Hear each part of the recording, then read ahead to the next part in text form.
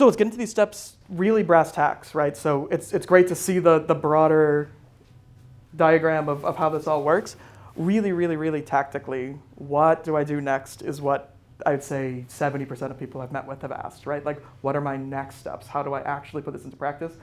The hunt like a hero stuff is all super important. That's a broad, long, extended process over your whole job search, this personal transformation. The apply like a scientist is immediate, tactical, applicable next steps. So first step here is identifying what we call your 3 fit hypotheses. So Spencer spoke to this a bit of how do you actually start this whole cycle, right? And it's thinking like a scientist, you have to have hypotheses. So these are going to be both specific, because they have to be specific, or else you can't really test them. It doesn't help to say, I want to do like anything in project management in the private sector. It's impossible to test if you're actually getting feedback on that, because a project manager at a law firm is different than a project manager at a construction company, is different than a project manager at Google. And it just doesn't track across these. And you may have gotten 7 rejections for project manager or construction company, and that doesn't mean anything about this other kind of a sector. And very similar to your previous spaces, the sector matters, and it's really important, and it can be tough, especially for generalists, to focus on that for now. So yeah, the job market is made of so many tiny, tiny niches, right? And so the niche that you're in, people underestimate how well of a fit you are for the things in your niche and how quickly that falls off. So this is the other reason why networking is so valuable. You know, you might be, what I found when we had to study this in an old job is that people who were referred, employee referrals that came in, we were hiring them 20 times as often as folks who were just applying on the website. 20 times. And part of that was, some of that invariably was bias. It was like, we know this person. That helped. The warm intro was certainly helped get them in the process. But the other thing is, you know, accountants know accountants. Recruiters know recruiters. Public health people know public health people. Your network is such a valuable source of leads because the job market is so niche. So when you're thinking about your hypothesis, it does need to be niched in to that kind of organization, that sector that is specific, so we can test that.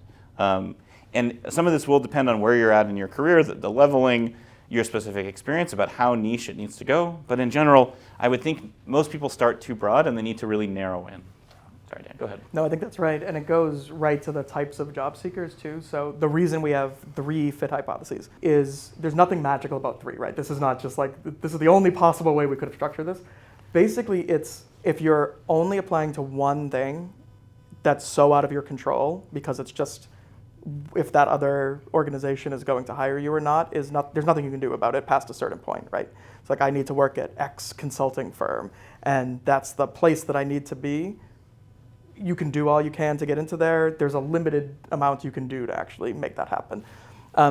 Conversely, a lot of you are super smart, caring, dedicated, multi-talented people who could theoretically do 100 jobs pretty well. The job search is one of those rare, truly winner-take-all experiences that still exists in the world. It doesn't do any good to be able to do something. I could theoretically do this job, right? I could figure it out on the job, it's going to be fine, like all of that, because you're up against so many other people, and somebody is going to be somebody who this is like their real fit for, they're made for this, like this is everything coming together for them. Your task is to get to that for yourself. So this is why we do the 3, is take it down from 100 and bring it up from the one true job that you're going for, right? Yeah. The idea is take into account your best guess at what makes sense as fit. So this is not 3, a lot of coaching exercises will be like the 3 dream things that I would love to do.